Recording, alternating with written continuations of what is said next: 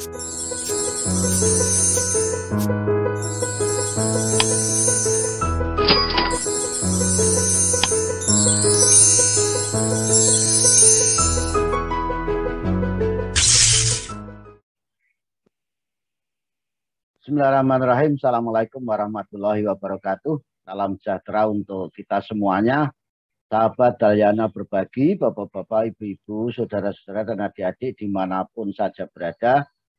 Mudah-mudahan semua kita tetap sehat dan semangat meskipun keadaan masih seperti ini terkait dengan penyebaran COVID-19. Nah, perkenankan kali ini saya akan menyampaikan sebuah informasi terkait dengan pelaksanaan PPKM darurat dan perpanjangan PPKM mikro. Kenapa hal ini perlu saya sampaikan? Karena banyak anggota masyarakat yang masih belum paham dengan apa sih sebenarnya PPKM darurat, kemudian apa itu PPKM mikro, terus aktivitas apa saja yang boleh dan yang tidak boleh. Nah, kemudian apa akibatnya kalau melanggar aturan itu.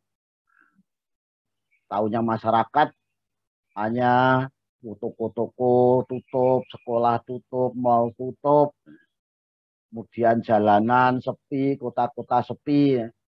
Itu kenapa? Nah, agar kiranya ini bisa dipahami oleh seluruh anggota masyarakat sehingga dapat mentaati aturan yang sudah diberlakukan oleh pemerintah, di mana PPKM darurat itu mulai diberlakukan tanggal 3 sampai nanti 20 Juli, sedangkan perpanjangan PPKM mikro itu mulai 6 sampai 20 Juli. Dengan harapan dengan informasi ini masyarakat menjadi tahu persis hal-hal terkait dengan PPKM darurat dan juga perpanjangan PPKM mikro tersebut, sehingga harapannya masyarakat bisa mentaati berbagai aturan yang sudah diberlakukan itu sehingga dapat menghambat penyebaran virus COVID-19 ini. Untuk menyingkat waktu, langsung saja saya akan sampaikan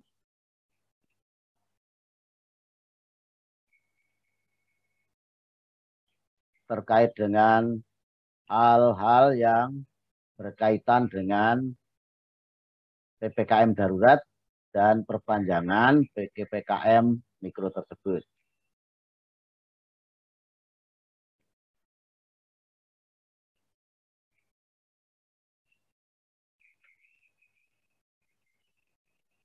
Apa dan mengapa sih, Bapak?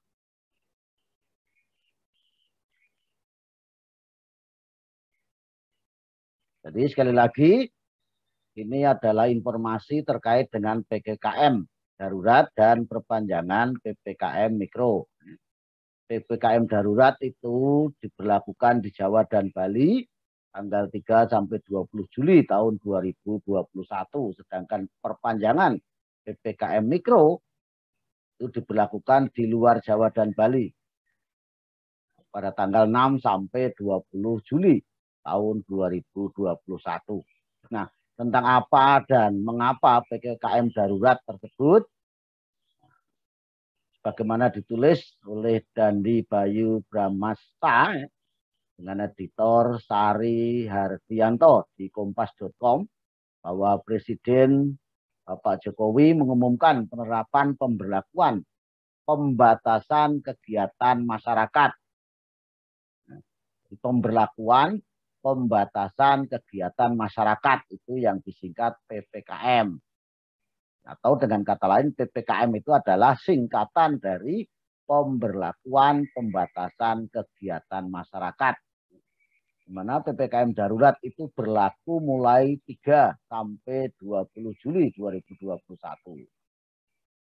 Jadi PPKM darurat ini meliputi pembatasan aktivitas atau kegiatan masyarakat yang lebih ketat daripada yang selama ini sudah berlaku. Artinya selama ini kan juga berlaku pembatasan-pembatasan, namun pembatasan ini lebih diperketat lagi di Jawa dan Bali pada tanggal 2 atau pada tanggal 3 sampai 20 Juli 2021. Jadi kebijakan yang diberlakukan selama 2 pekan dan menyasar kabupaten kota di Jawa dan Bali tersebut dilakukan sebagai salah satu cara untuk memutus mata rantai penyebaran virus corona yang terus meningkat dalam beberapa waktu terakhir. Jadi jelas tujuan daripada PPKM darurat ini adalah untuk memutus mata rantai penyebaran virus corona yang terus meningkat beberapa waktu terakhir ini. Nah, secara rinci bagaimana pengaturannya bisa kita lihat sebagaimana disampaikan oleh Bapak Menko Marinvest, ya, Menteri Koordinator Maritim dan Investasi, yang dikutip dari Antara pada Kamis 1 Juni 2021, Juli ya maaf, yang lalu. Nah, jadi pembatasan apa saja yang diberlakukan pada saat PPKM darurat itu? Yang pertama adalah kegiatan perkantoran atau tempat kerja.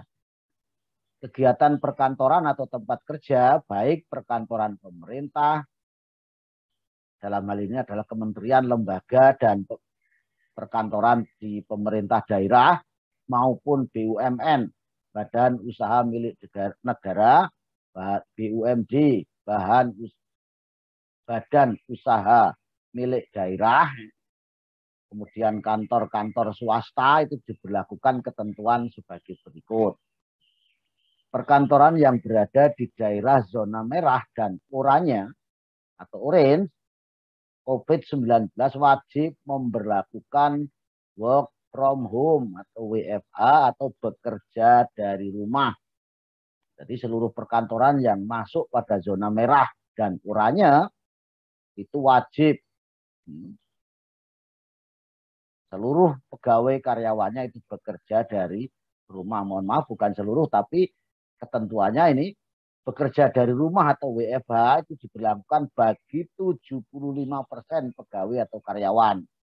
Sedangkan 25% pegawai atau karyawan sisanya itu diperbolehkan bekerja dari kantor atau work from office atau WFO atau bekerja dari kantor atau kalau bahasa Indonesia disingkat BDK. Jadi sekali lagi di daerah yang masuk zona merah dan oranye itu 75% pegawai karyawannya di perkantoran-perkantoran itu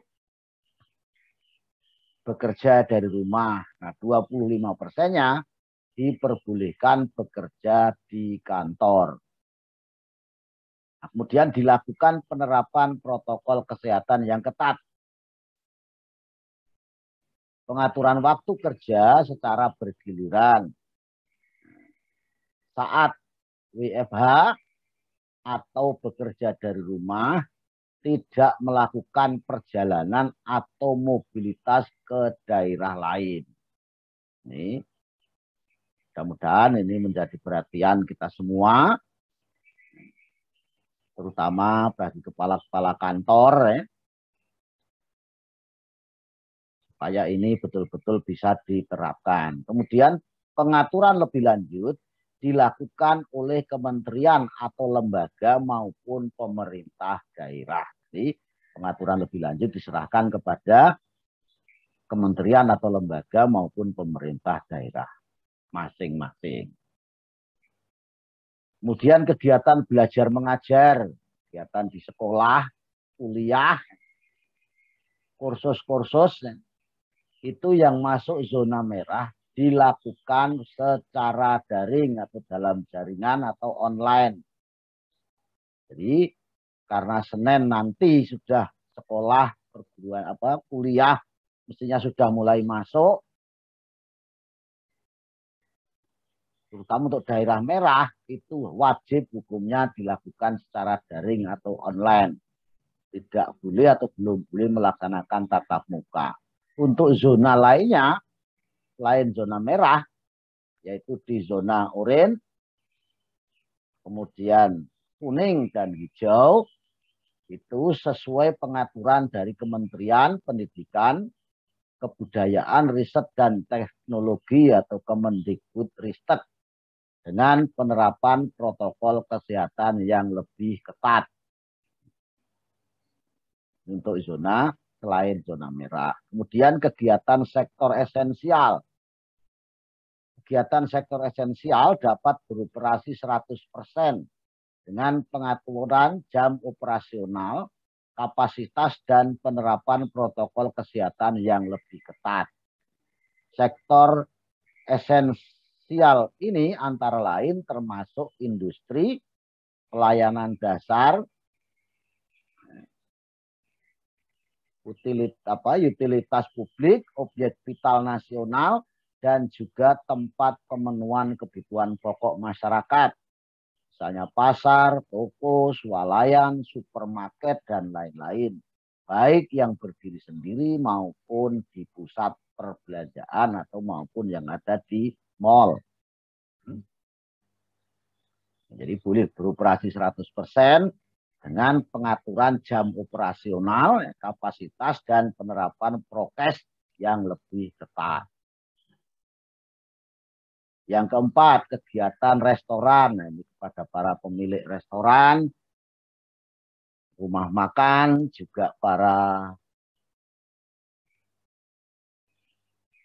pengguna ya, atau yang biasa makan di restoran atau di rumah makan.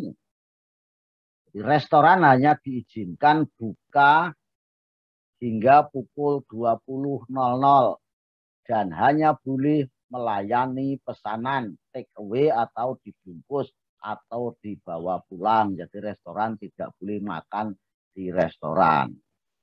Jadi hanya melayani pesanan dibungkus atau dibawa pulang atau diantar.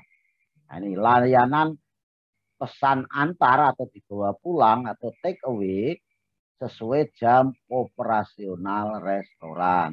Jadi hanya sampai pukul 20.00 waktu setempat. Penerapan protokol kesehatan yang lebih ketat. Yang kelima, kegiatan di pusat perbelanjaan, mal, pasar, dan pusat perdagangan. Pembatasan jam operasional itu sampai pukul 17.00 waktu setempat. Pembatasan pengunjung paling banyak 25% dari kapasitas. Jadi kalau kapasitasnya itu 100, maka paling banyak hanya 25. Kalau kapasitasnya 1000, paling banyak 250. Kalau kapasitasnya 500, paling banyak hanya 125 pengunjung. Kemudian kegiatan konstruksi. Nah, ini tempat konstruksi atau layanan proyek dapat beroperasi 100% dengan penerapan prokes atau protokol kesehatan yang lebih ketat. Kemudian kegiatan ibadah yang ketujuh. Kegiatan di tempat ibadah, baik itu masjid, musola, gereja, surau, pura, dan tempat ibadah lainnya diberlakukan ketentuan sebagai berikut. Untuk yang terletak di zona merah, ditiadakan sementara sampai dengan dinyatakan aman sesuai dengan surat edaran Menteri Agama atau Menak. Iya, jangan ngeyel ya, kalau memang berada di zona merah sudah ada keputusan. Kalau bagi umat Islam sudah ada keputusan MUI, kalau dari umat lain tentu juga ada keputusan dari tokoh-tokoh agama tentang bagaimana tata cara beribadah di daerah yang masuk dalam zona merah. Sedangkan zona lainnya sesuai pengaturan dari Kementerian Agama dengan penerapan protokol kesehatan yang lebih ketat. Yang kedelapan, kegiatan di area publik. Kegiatan di area publik atau fasilitas umum taman umum, tempat wisata umum, area publik lainnya diberlakukan ketentuan sebagai berikut. Yang terletak di zona merah ditutup sementara sampai dinyatakan aman. Dan zona lainnya diizinkan dibuka paling banyak 20% dari kapasitas.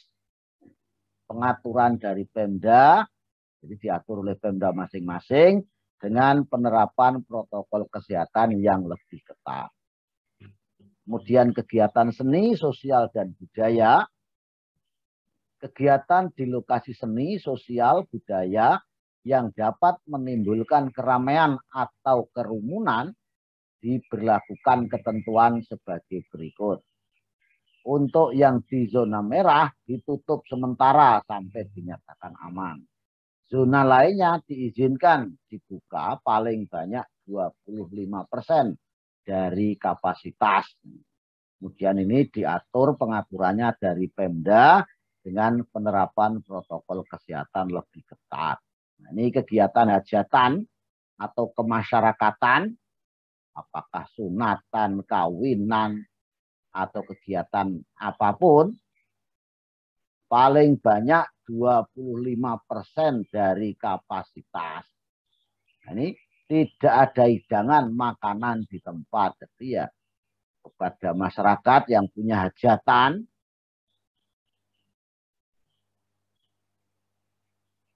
terutama di Jawa dan Bali, pada tanggal 3 sampai 20 Juli ini, mohon dengan sangat tidak diadakan hidangan makanan di tempat. Jadi makanan kalau memang diadakan ya dibungkus ya, atau dibawa pulang. Nah, kemudian kegiatan yang ke-10 ya, kegiatan rapat, seminar, dan pertemuan luring. Pertemuan secara langsung itu untuk zona merah ditutup sementara sampai dinyatakan aman. Dan zona lainnya diizinkan dibuka paling banyak 25% dari kapasitas dengan penerapan protokol kesehatan yang lebih ketat.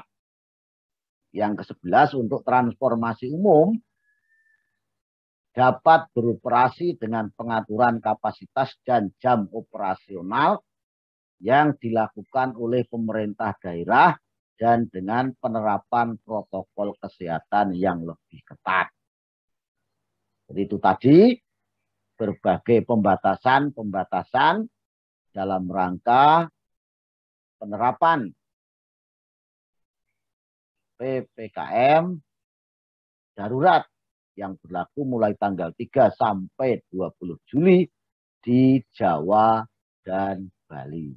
Nah, jadi mari kita berdisiplin menerapkan protokol kesehatan. Disiplin kesehatan, protokol kesehatan adalah harga mati. Pakai masker, rajin cuci tangan, jaga jarak fisik, hindari dan jangan bikin kerumunan. Tip mencegah penyebaran virus corona. Ini tadi selalu gunakan masker. Jangan menyentuh area wajah sebelum mencuci tangan.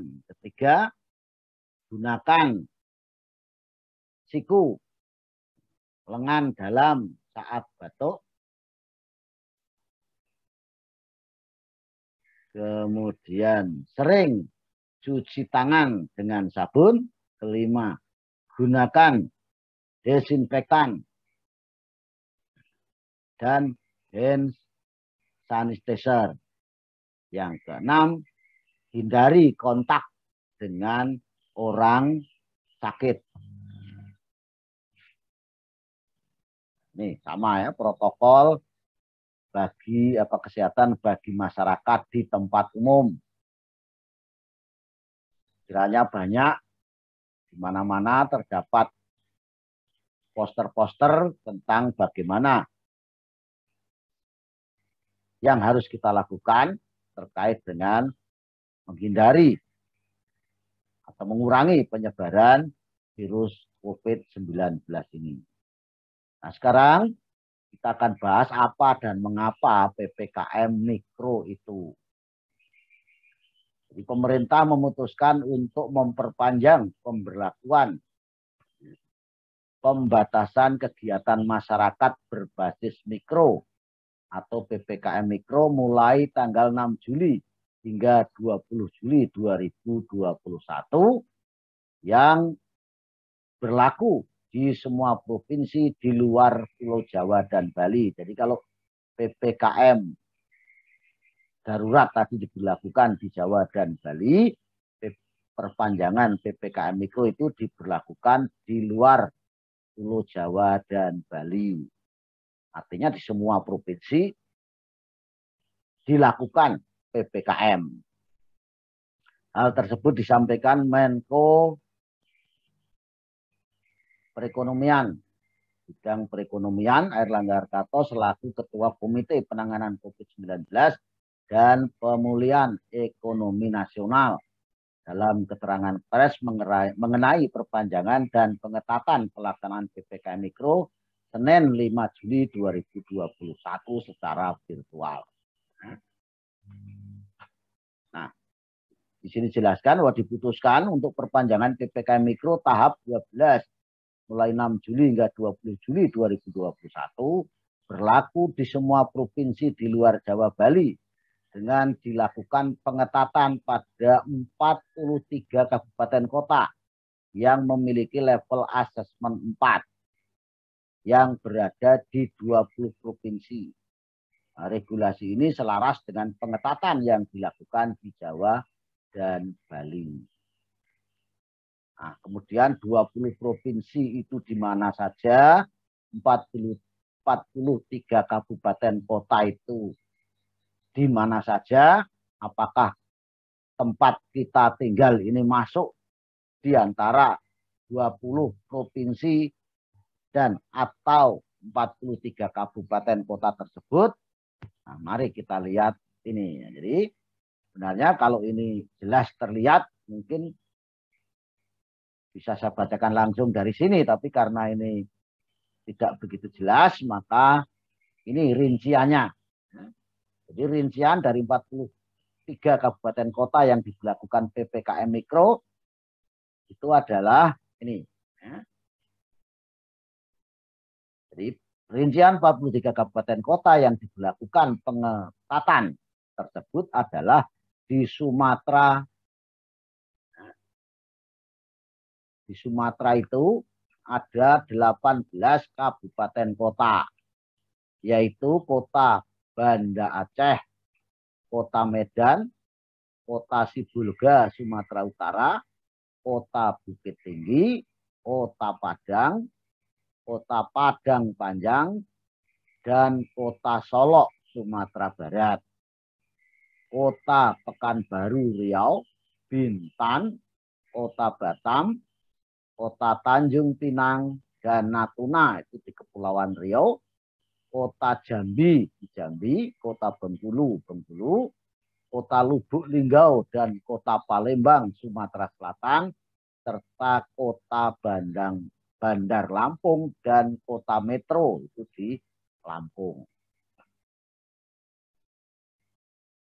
Nah, kemudian di Kalimantan itu ada 9 kabupaten kota, yaitu Kota Pontianak dan Kota Singkawang di Kalimantan Barat, Kota Palangkaraya, Lamandau, dan Sukamara, Kalimantan Tengah, Berau, Kota Balikpapan, dan Kota Bontang di Kalimantan Timur. Dan di Kalimantan Timur dari 10 kabupaten kota ada 3 yang masuk asesmen 4, yaitu sehingga diperlakukan perpanjangan PPKM Mikro, yaitu Berau, Kota Balikpapan, dan Kota Bontang, serta Bulungan di Kalimantan Utara. Kemudian di Sulawesi ada 4 kabupaten kota, yaitu Kota Palu, Sulawesi Tengah, Kota Kendari, Sulawesi Tenggara, serta Kota Manado dan Kota Tomohon di Sulawesi Utara. Nah, selanjutnya Kepulauan Aru dan Kota Ambon, Maluku, Kota Mataram, Nusa Tenggara Barat, Lembata dan Nagekeo di Nusa Tenggara Timur, Boven Digul dan Kota Jayapura di Papua, serta Fakfak, Kota Sorong, Manokwari, Teluk Bintuni dan Teluk Wondama di Papua Barat. Itulah 43 kabupaten kota, 20 provinsi yang masuk ASEAN 4 sehingga diberlakukan perpanjangan PPKM Mikro ini. Nah, ketentuan pembatasan kegiatan yang berlaku itu bagaimana? Itu adalah sebagai berikut. Jadi bagaimana pembatasan pada kegiatan? Nah, ini belajar mengajar, perkantoran, makan minum di tempat umum, transportasi umum dan konstruksi. Ini pengaturannya. Kegiatan belajar mengajar baik di sekolah maupun di perguruan tinggi, akademi, tempat pendidikan atau pembelajaran lainnya, termasuk kursus-kursus. Di kegiatan belajar mengajar dilakukan secara daring untuk level 4. Level lainnya sesuai dengan pengaturan dari Kemendikbudristek. Kegiatan perkantoran, tempat kerja, kementerian, lembaga, daerah, dan perkantoran BUMN atau BUMD serta perkantoran swasta menerapkan WFH atau bekerja dari rumah sebesar 75% dan WFO atau bekerja di kantor itu sebesar 25% untuk kabupaten kota yang masuk level 4. Menerapkan WFH sebesar 50% dan WFO di bekerja dari rumah dan bekerja di kantor itu 50% untuk kabupaten kota level lainnya. Jadi level 4 itu 75% bekerja dari rumah, 25% bekerja di kantor. Untuk level 321 50-50. Jadi 50% di kantor, 50% di rumah. Kegiatan makan minum di tempat umum, warung makan, rumah makan, pedagang kaki lima, lapak jajanan, baik yang berdiri sendiri maupun di pusat perbelanjaan atau di mal. Ini pembatasan yang diberlakukan. Jadi makan atau minum di tempat paling banyak 25% dari kapasitas dengan pembatasan operasional sampai dengan pukul 17.00 waktu setempat. Dan layanan pesan antar atau dibawa pulang dibatasi sampai dengan pukul 20.00 waktu setempat. Jadi sampai pukul 17.00 waktu setempat boleh makan minum di tempat, tapi kapasitas dibatasi 25% dari kapasitas yang bisa ditampung. Selebihnya pukul 17 sampai pukul 20 itu tidak boleh lagi makan minum di tempat, tapi masih bisa melayani pesan antar atau beli terus dibawa pulang. Restoran yang hanya melayani pesan antar atau dibawa pulang dapat beroperasi selama 24 jam. Jadi bagi restoran yang hanya melayani khusus pesan antar atau dibawa pulang itu boleh beroperasi selama 24 jam. Kemudian transportasi umum, kendaraan umum, angkutan massal, taksi, baik itu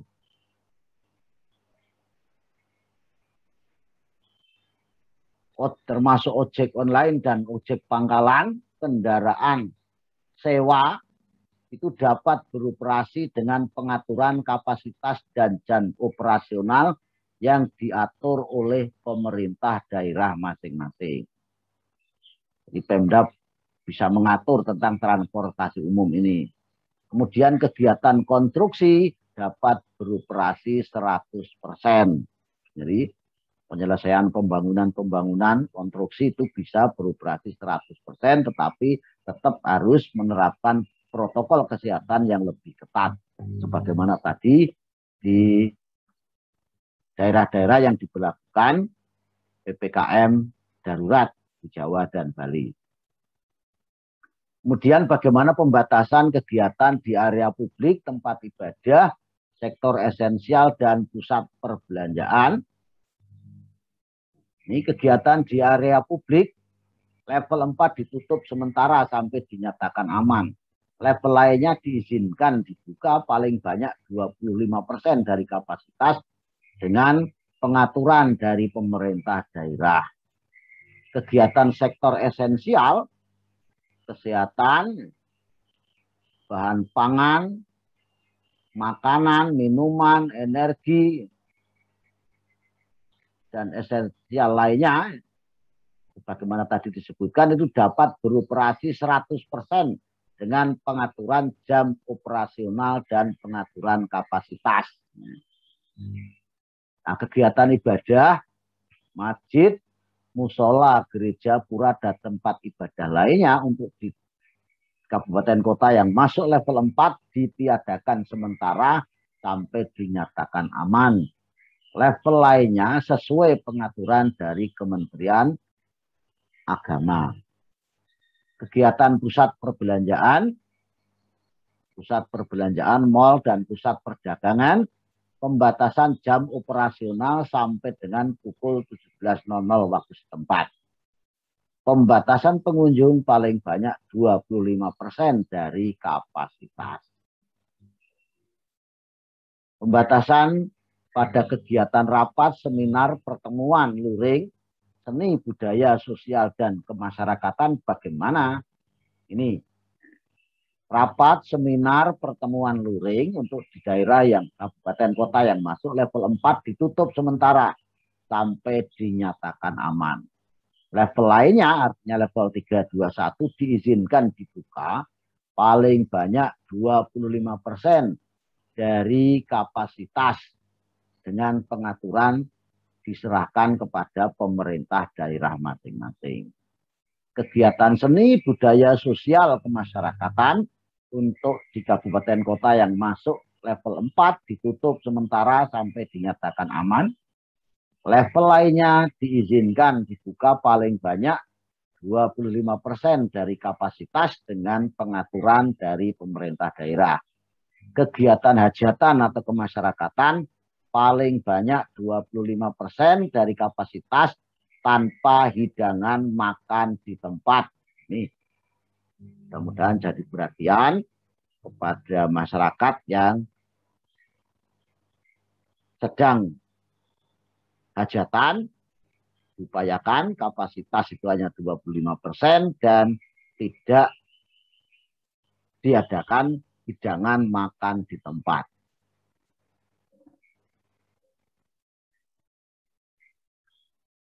Nah, kiranya itu Bapak Ibu, saudara-saudara dan adik-adik, informasi terkait dengan PPKM darurat dan perpanjangan PPKM mikro. Mudah-mudahan jelas sehingga kita tidak lagi bertanya-tanya, dan yang lebih penting lagi, marilah sebagai anggota masyarakat, sebagai warga negara yang baik, mari kita berusaha untuk mengikuti aturan dan anjuran dari pemerintah yang tujuannya tidak lain dan tidak bukan adalah untuk memutus penyebaran virus corona atau COVID-19 dan untuk menyelamatkan seluruh warga negara di negeri Republik Indonesia tercinta ini. Mudah-mudahan bermanfaat dan mudah-mudahan kita semua tetap sehat dan bersemangat, tetap jaga dan tingkatkan imun, kesehatan kita sehingga kita bisa terhindar dari COVID-19 ini. Amin, amin, ya rabbal alamin. Saya akhiri. Billahi taufik wal hidayah. Assalamualaikum warahmatullahi wabarakatuh. Dan salam sejahtera untuk kita semuanya. Terima kasih.